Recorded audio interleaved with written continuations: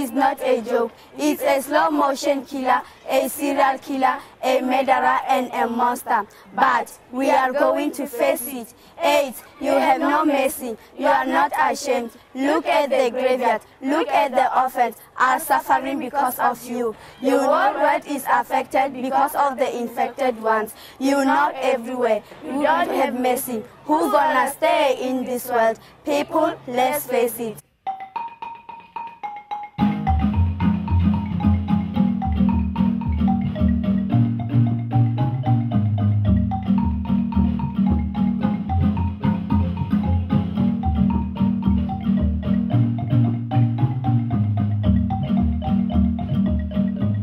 Education for Life started in Zaning in 1995. It was through the initiative of Bishop Hugh Slattery, who invited Father John Silimela and myself to go for the training. And we were very fortunate at that time because Sister Miriam Dugan, one of the co-founders of the program, came down to Zaning and she actually ran the program with us. 25 years I worked in Uganda in a hospital called St. Francis's in Kampala, as an obstetrician gynecologist and later as medical superintendent. And then when the AIDS pandemic really blew up in Uganda, it was when we came out of the war in '87, we formed a commission in Uganda to really try and tackle it. And at first I began to work on a home-based care program because we couldn't keep all the people in hospital. So we set up home-based care programs and community programs so as to help the people in their own homes. And for several years I was working on that, but the more I began to see young people dying, I said, what is the answer? We need to do something. And that's how I got launched into the prevention programs. So mainly my job was for a long while was to train people in these prevention programs and to help other youth.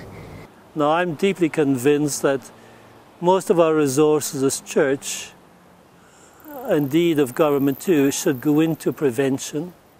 Because unless we can stop this disease spreading, the result will be catastrophic as the disease is spreading at an enormous rate. Already we've buried 1.75 million people in this country of AIDS, and another 6 million are HIV positive or have full-blown AIDS, and the vast majority of those aren't even aware they have the disease. So this disease is wreaking havoc with this country, with so many other countries, especially here in sub-Saharan Africa. So the whole area of prevention has to be the priority. Now it's the area also which poses the greatest problems with a lot. Some years ago I wrote a little book on HIV AIDS. I called it HIV AIDS, a call to action, responding as Christians. I wanted to get a handle on the disease myself, to try and understand the kind of different aspects of it, and so that we could respond more effectively as a church. I'd like to read a little bit here about the question of prevention. This is a sister, Kay Lawler is her name, a medical missionary of Mary, and she was working in Uganda in a school, and I'll just use her own words here. She writes, in 1988, during a celebration at Kalungu Secondary School, that's in Masaka, Uganda, a school where several seminars had already been held on AIDS, I was suggesting another session of input for the new students when the headmistress surprised me by saying, I can't listen to one more talk on AIDS.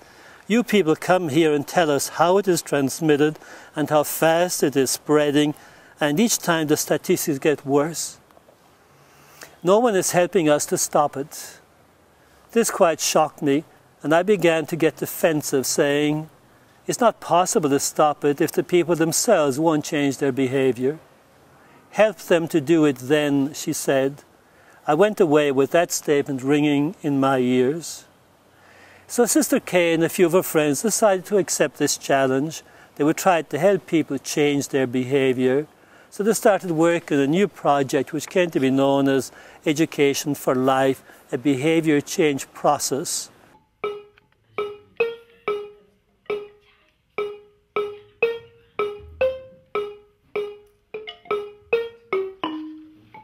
Is it a Catholic program? Is it only suitable really for members of the Catholic Church? No, not at all. That's the beauty of it. It's ecumenical in its approach. We have concentrated, of course, on our Catholics because those are probably our priority, and our Catholic youth are our priority. But we've got a lot of young facilitators who are from other churches. Now, there is another group in Pretoria, group of social workers, and they run only outside the Catholic Church. And they're sponsored by different people, and they really run it. Now, there is a difference in the Catholic Church. We have got our sacraments, and the program itself is theological in its foundation. So we use our liturgies, the sacrament of reconciliation, to help our young people to come to greater healing in their own lives, you know. And that is a very, very important aspect of the program, because if we're going to change our behaviours, moving from where we are to where we want to be, there's always some sense of having been wounded. So it's trying to heal those wounds and bring people to wholeness. This is what the journey's about. So you just touched on the sacraments there. So when you're doing it in a Catholic context, I've often heard young people say that for them the high point was the reconciliation. Yeah, yeah. Yeah, and I think it brings a lot of our young people back to going to confession. You know, they often looked at confession as something as bad, you know. It's frightening going in there and telling all these things, and then they come with the new ideas. We can tell God ourselves, we don't need the priest, etc. But I think through this they also begin to see our Catholic priests as people who can journey with them, people who are on the journey and who can continue to accompany them on their own spiritual journey. And I think there's an important point. This program is not about the physical only. There's a whole spiritual dimension, you know. And I think this is really important actually at the end of the day. And I think this is the part that keeps me energized. How do we bring our whole life, our whole religion into this program? My name is Lerato and my surname is Masej. I am 13 years old of age. I want to grow up without any disease in my body, and I want to grow healthy. Many children in the schools condomize. I am worrying that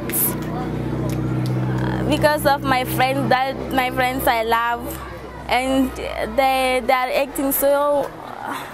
I don't know what I can explain that. The one they tell me that I must condomize, I said that I'm too small for condomize, I must abstain. I believe that all children who hear me that they have to abstain, that they are too small for sex, and they have to wait until they are older and have a marriage. Sex is great in marriage.